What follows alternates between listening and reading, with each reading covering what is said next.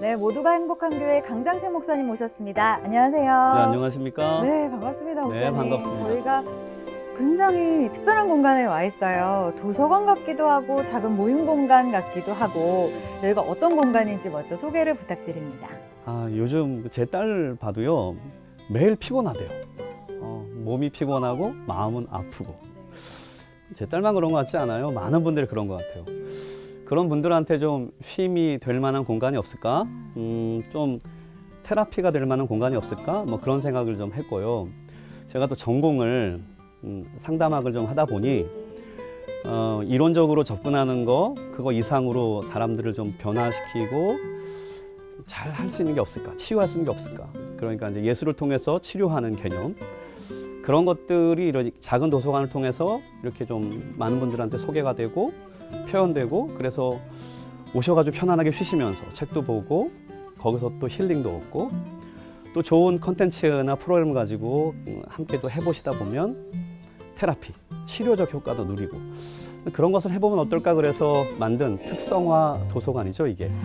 사실은 그러면 이곳이 어떻게 운영되고 있는지도 굉장히 궁금합니다. 교회 안에서 운영되는 작은 도서관인지 아니면 좀 지역사회와 연계를 해서 진행이 되는 곳인지도 궁금한데요. 네, 서울에 있는 지금 이 도서관은 교회랑 분리된 공간에서 진행이 돼요. 그래서 이제 지역 주민들과 서슴없이 이렇게 접촉할 수 있는 그런 기회가 많고 또 여기에 그래서 이 공공기관에서 학교라든지 구청이라든지 이 상담을 전공하시는 분들이 와서 이렇게 좀 컨텐츠를 같이 배우기도 하고 프로그램을 같이 나누기도 하고요.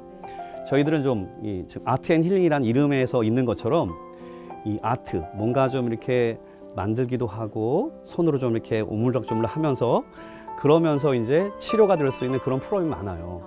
그런 것들은 이제 학부모님도 좋아하고 또 학생들도 좋아하고 요즘 자율학기자잖아요. 아이들의 그 재능과 특성을 살리겠다는 그런 교육들이 많은데 그런 것에서 새로운 어떤 직업 체험도 할 수 있겠고 이 공간에서 할 수 있는 게 굉장히 많아요. 그래서 그런 또 좋은 일들 지역과 소통하고 또 치료하고 또 하나 되게 하는 그러한 일들을 좀 여기서 진행하고 있죠. 네, 목사님 그렇다면은 이런 작은 도서관을 운영하시게 된 계기가 특별히 있을까요? 한 4가지가 문제예요. 전도를 해보니까. 그게 뭐냐면 첫 번째는 접촉의 문제예요. 전도하려면 사람을 만나야 되는데 그 만나려면 자연스러운 접촉점이 필요하잖아요. 이 접촉점 확보하는 게 굉장히 중요하다는 거. 두 번째로 느끼는 건 뭐냐면 교회 이미지가 별로 안 좋아요.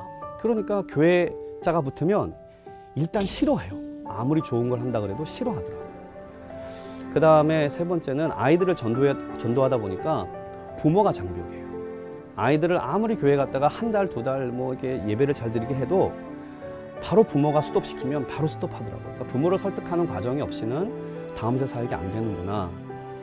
그래서 이제 이걸 어떻게 효과적으로 그러면 관계 전도, 필요 전도 할 수 있을까라고 할 때 이제 이 컨텐츠가 중요하다. 그래서 아이들도 자연스럽게 오게 하고 부모들도 그런 데는 가봐.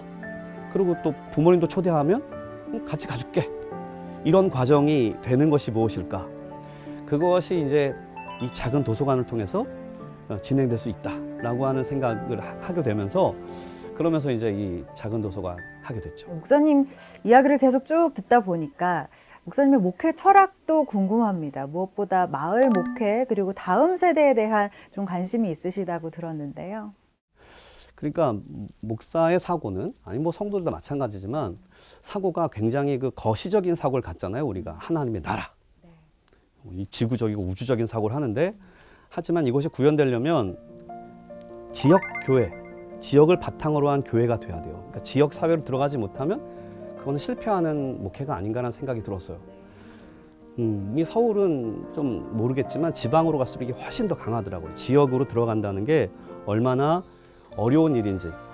교회는 많지만 그 지역에 필요한 교회가 돼야 되잖아요. 그리고 또 목회를 하면서 느낀 게 뭐냐면 선교사님들 생각이 났어요. 점점 교회가 전도가 어렵잖아요. 점점 어려워지면서 이 선교사님들은 그러면 어떻게 했을까라고 생각할 때 이 지역사회에 먼저 유익한 일을 하기 시작했잖아요. 공공성을 추구하고 공공선을 추구하고 그런 것들이 지역사회를 설득하게 되고 교회가 빛이 되고 소금이 되는 역할을 하게 되는구나. 그래서 이제 근데 갑자기 뭐 이렇게 프랭카라 들고 우리가 지역 도울게요로 나가면 이상하잖아요. 근데 작은 도서관이라고 하는 어떤 작은 공간으로 시작해서 이제 마을 주민이 소통하고 그리고 이제 조금씩 이제 나아갈 수 있는 기회가 생기는 거죠. 네. 그렇게 하고 이제 도서관에는 일단 아이들이 오게 되니까 다음 세대를 접촉하게 되고 그것뿐 아니라 부모를 접촉하게 되고 이런 과정이 다음 세대의 전도와 목회에 중요한 교두보가 된다. 이렇게 생각이 들었어요. 어떻게 보면 이 시대 안에 작은 교회가 어떻게 하면 세상과 소통할 수 있을까를 계속해서 고민하시면서 또 어떤 방법들을 찾아가고 계신 것 같은데요. 이런 작은 도서관을 운영하시면서 여러 가지 또 에피소드가 있으셨을 것 같아요. 소개를 좀 해주시면 좋겠습니다. 네. 저는 학교 다닐 때 이렇게 엎드려서 잔다는 거 상상을 못 했거든요. 그만큼 예전에는 체벌이 강했고 그래서 누워 자고 이런 거 상상을 못 했잖아요. 근데 요즘 아이들은 안 그렇더라고요. 다 잔대요. 우리 딸의 정보에 의하면 3분의 1에서 반가량이 그냥 잔대요. 그러니까 애들이 뭔가 집중하고 몰입하는 게 굉장히 어려운 세대라는 거예요. 뭔가 흥미를 발휘하지 않아요. 굉장히 무기력에 빠져 있기도 하고 그래요. 근데 감사한 것은 우리의 현상은 뭐냐면 우리 이제 이 아트앤힐링에서 하는 프로그램들 있잖아요. 이 프로그램을 하게 되면은 선생님들이 놀라요. 자던 날에 다 일어나가지고 다 만들고 그렇게 하는 효과가 있어요.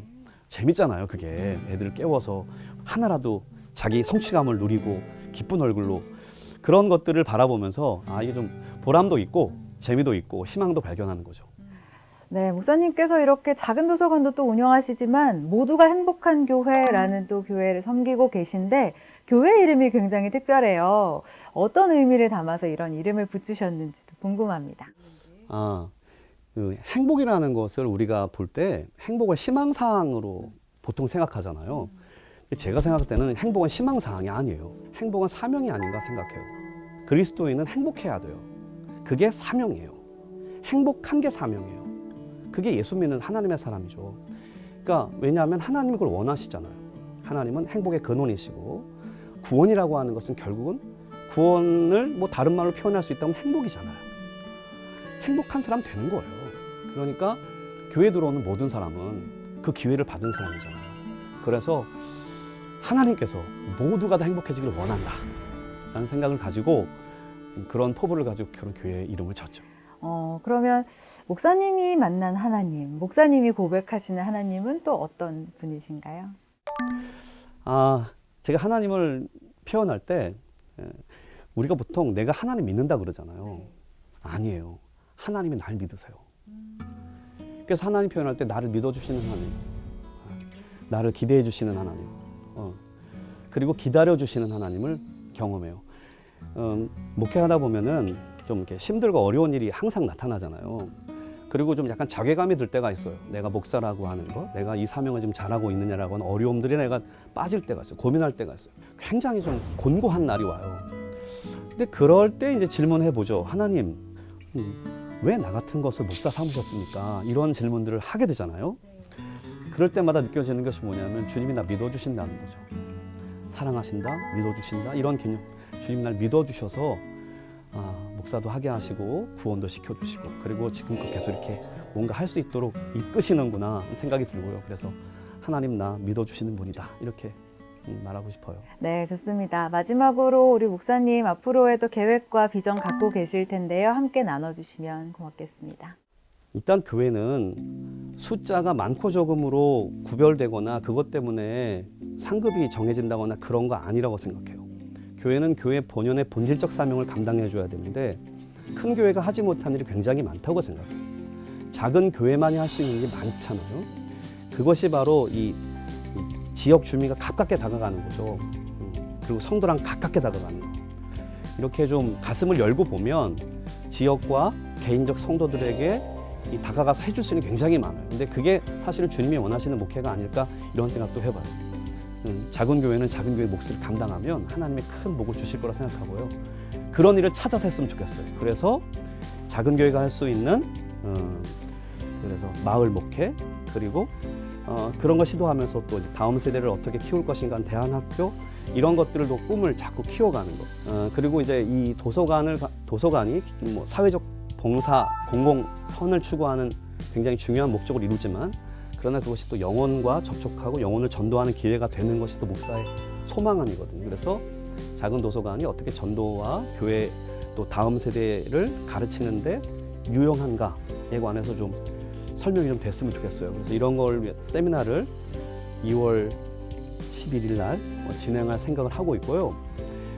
그래서 좀 더 나아가면 도서관에서 아이들을 접촉해서 가르치는 그것이 발전하면 사실은 학교가 될 것이기 때문에 그래서 대안학교 꿈토로서의 상황이 됐으면 좋겠고 이렇게 해서 이제 그 지역에 뭐 랜드마크까지는 모르겠지만 그 지역 속으로 들어간 교회 그래서 마을 목회의 중심이 되는 어떠한 그런 센터로서의 교회를 세워내는 것 그것을 비전으로 계획을 가지고 있습니다. 네, 저희가 참 이 요즘 시대에 교회가 위기다, 다음 세대가 줄어들고 있어서 위기다 이런 이야기들을 참 많이 하는데 말로만 끝나는 것이 아니라 정말 실제로 어떻게 하면 작은 교회가 역할을 할 수 있을까를 고민하시면서 하나하나 실행해 가시는 모습에 저희도 함께 은혜를 받게 됩니다.